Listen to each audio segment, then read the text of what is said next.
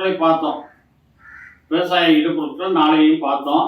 அதில் முக்கியமானது ஆரம்பத்தில் வந்து பயன்படுத்தணும். எங்கள் பொருள் எல்லா ஸ்டேஜ்லையும் பயன்படுத்தணும். காரணம், ஒவ்வொன்றுக்கும் ஒரு விதமான குணங்கள் உண்டு. இப்போ பொதுவாக விதை வளருதுன்னா விளையும் பயிர் முளையிலேன்னு சொல்லுவோம்.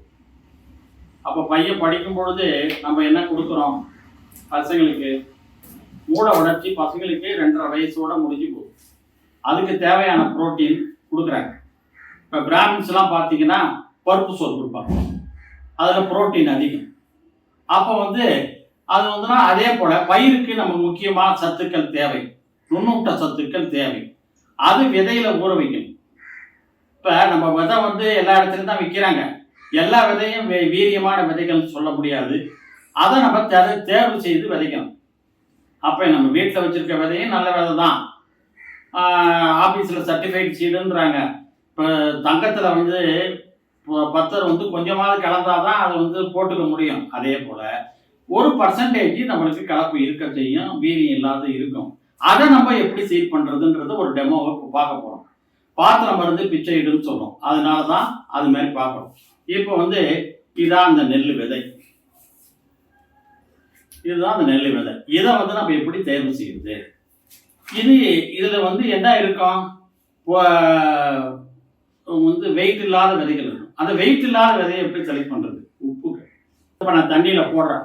இந்த முட்டையானது தண்ணியில் போடுறேன். எங்க இருக்குது முட்டை? கீழே. இப்ப இது அடர்த்தி கம்மியா இருக்கு. இது அடர்த்தி எப்படி ஆக்குறது? இப்ப அதுல உப்பை போடுறோம்.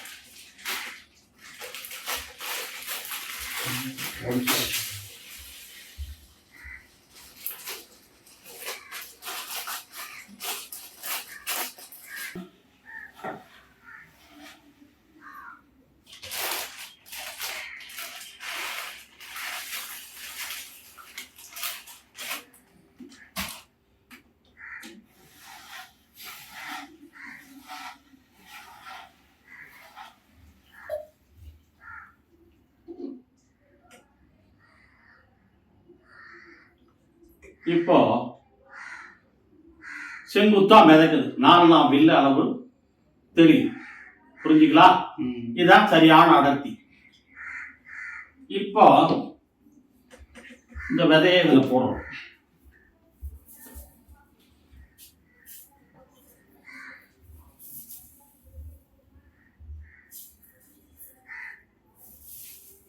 இப்போ மேலே மிதக்குதா விதை? இப்போ இந்த மேலே இருக்க விதையெல்லாம் வந்து சரியில்லாத விதை. அடியில் வந்து எடுத்துருக்கங்க. இதுதான் அந்த விதை, பொறுக்கு விதை. இதை வந்து இதில் போடுறோம்.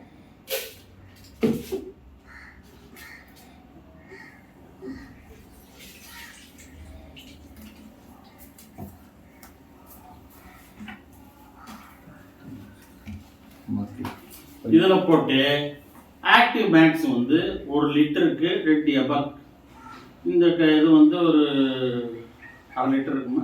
1 லிட்டர். இதில் 2 ml விட்டு இதில் ஊற வைக்கணும்.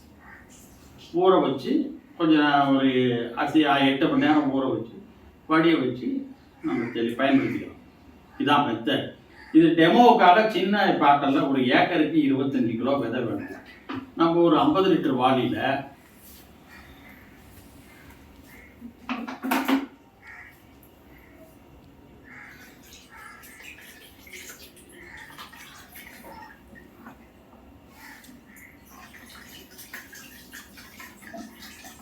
பாய் தான் பிடிக்கிறேன்.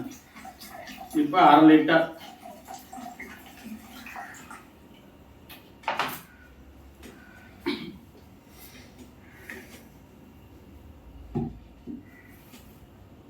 Active maths 1 ml.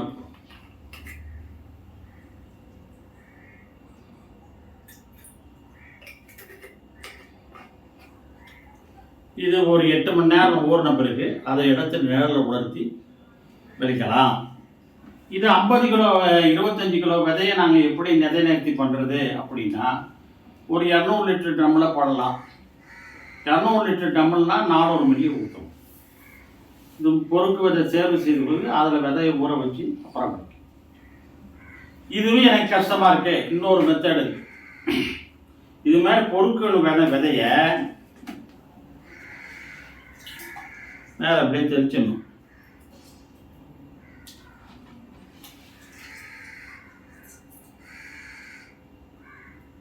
தெளிச்சிட்டு இது மேலே அதை தெளிச்சிடணும். கொஞ்ச நேரம் ஊறின பிறகு அதை எடுத்து நிழலில் உலர்த்தி பயன்படுத்தலாம். இது மாதிரி எல்லா விதைக்கும் பயன்படுத்தலாம். இப்போ உளுந்து, வெந்தயம் இதில் தூவிட்டு அது மேலே தெளித்து, அதாவது உருட்டி பெரட்டி செய்கிறதுன்னு பேர் கோட்டிங், சீட் கோட்டிங் ஆகிடும் அந்த எம்எல். அதுக்கு இது கான்சன்ட்ரேட்டடாக போடணும். 5 ml 1/2 லிட்டர் வாட்டரில் போட்டிங்கன்னா கோட்டிங் கரெக்டாக. அப்போ அது மாதிரி பயன்படுத்தலாம். இதுவும் செய்ய முடியாது என்னால். பண்ணிடுறீங்க, நாற்று விட்டுடுறீங்க. நாற்றங்காலில் இதில் 10 மில்லி ஆக்டிவ் 80 10 மில்லி, இது ஜைம் 20 மில்லி, மேக்ஸ் 20 மில்லி, 15 லிட்டர் டேங்கில் கரைச்சி தெளிச்சிட்டிங்கன்னா அந்த எஃபெக்டும் உண்டு. இதையும் என்னால் செய்ய முடியல.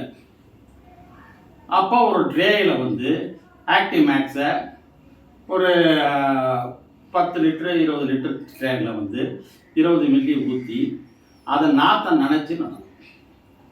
இந்த 4 மெத்தடு எதுக்காக இதை பண்ணுறோம்? குழந்தை வளர்ச்சிக்கு புரோட்டீன் தேவைன்னு. அதே போல் இதுக்கும் வீரியமாக இருந்தால் தான், சத்துக்கள் கிடைச்சாதான் நாற்று பட்டை பெற்று வீரியமாக வரும். அதை எடுத்து வயலில் நட்டிங்கன்னா நல்லது. இதுதான் மெத்தடு. வணக்கம் சார். வணக்கம். இந்த ஒரு எனக்கு கும்பகோணம். சரிங்க. உங்களுக்கு என்ன இப்போ கேட்ட வீடியோவில் என்ன சந்தேகம்? இப்போ எனக்கு இந்த விதை நேர்த்தியை பற்றி சொன்னீங்க. சரி.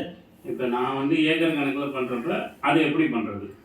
ஒரே மெத்தடுங்க. 25 கிலோ எதை வேணும் ஏக்கருக்கு. இது ஒரு 50 லிட்டர் ட்ரம் எடுத்துங்க. இந்த உப்பை கொண்டாந்து அந்த முட்டையை ரெடி பண்ணிக்க. ஓகே. அந்த அடர்த்தியில் நீங்கள் ஒரு 10 கிலோ விதையை முதல்ல போடணும். 12 கிலோ விதையை போடணும். அதை மேலே மிதக்கெல்லாம் எடுத்து வச்சு மறுபடியும் அந்த தண்ணியை வடிச்சிட்டு அந்த விதையை எடுத்து தனியாக வச்சிருங்க. ஓகே. மறுபடியும் அந்த தண்ணியை ஊற்றி உப்பு டெஸ்ட் பண்ணிட்டு மறுபடியும் இப்போ 12.5 கிலோ போடும். மறுபடியும் அது பண்ணிக்கலாம். இதுதான் மெத்தட். இது உங்களுக்கு கஷ்டமா இருக்குன்னா இது மாதிரி ஒரு படுதாவில் ஒரு துணியை ஏதோ வடிச்சிட்டு அந்த விதையை பொறுக்கின விதையை தான் பண்ண முடியும். பொருட்கள்லாம் விதையை பண்ண முடியாது. ரொம்ப நேர்த்தி பண்ணி தான் ஆகும். அதை மேலே தெளிச்சுக்கலாம். இது அதுக்கு அளவு 100 மில்லியை 50 லிட்டர் தண்ணியில் கழிக்கும். இது நான் இந்த பக்கம் இருக்கிறது தீமை செய்யக்கூடிய பூச்சிகள், இந்த பக்கம் இருக்கிறது நன்மை செய்யக்கூடிய பூச்சிகள். இது மருந்து அடிக்கிறதுனால என்ன ஆகும்னா இந்த பூச்சிகள் செத்து போயிடும். நன்மை செய்கிற பூச்சிகள் செத்து. இது ஆதிக்கம் அதிகமாகிடும். இதில் பின்பக்க அட்டையில் நான் கொடுத்துருக்கேன் ஒவ்வொரு பூச்சி எவ்வளவு சாப்பிடும் அப்படின்னு. இதை நீங்கள் பூச்சி மருந்து தெளிக்காமல் இருந்தாலே விவசாயத்துக்கு நல்லது. புரிஞ்சுங்களா? இதான் இலை சொட்டு புழு சாப்பிடுது பூச்சி. இந்த சிலந்தினா உங்கள் வயலில் இருக்கு. இதெல்லாம் நன்மை செய்யும் பூச்சிகள். புரிஞ்சுங்களா? வேற என்ன சந்தேகம் இருந்தால் அப்புறம் எனக்கு ஃபோன் பண்ணி கேளுங்க. விவரம் சொல்கிறேன். மோடிக்கரை பயன்படுத்துங்க. உங்கள் வாழ்வில் வளம் பெறுவீர்கள். பாதி விலையில் கிடைக்கும். இதை முழுசாக ஈடுபட்டால் 12 வகை வருமானம் உண்டு. நீங்கள் ஈடுபடுங்க. எங்களுடைய செயற்மொழியின் நோக்கம் என்ன? ஒவ்வொரு குடிமகனும் தானே சம்பாதிக்கணும். நம்மாழ்வார் சொன்ன மாதிரி விவசாயிகள் அவங்க பொருளை அவங்களே விற்கணும். நீங்களும் கோடீஸ்வரனாகணும் தான் எங்களுடைய செயற்மொழியுடைய நோக்கம். நீங்களும் ஈடுபட்டு நீங்கள் இதில் ஒரு உறுப்பினராக சேர்ந்து மற்றவர்களையும் உறுப்பினராக பயன்படுத்தி நீங்கள் வாழ்வு வளம் பெறும் என்று எல்லாம் விரைவில் வேண்டிக் கொண்டு என் விரைவில் ரொம்ப நன்றி.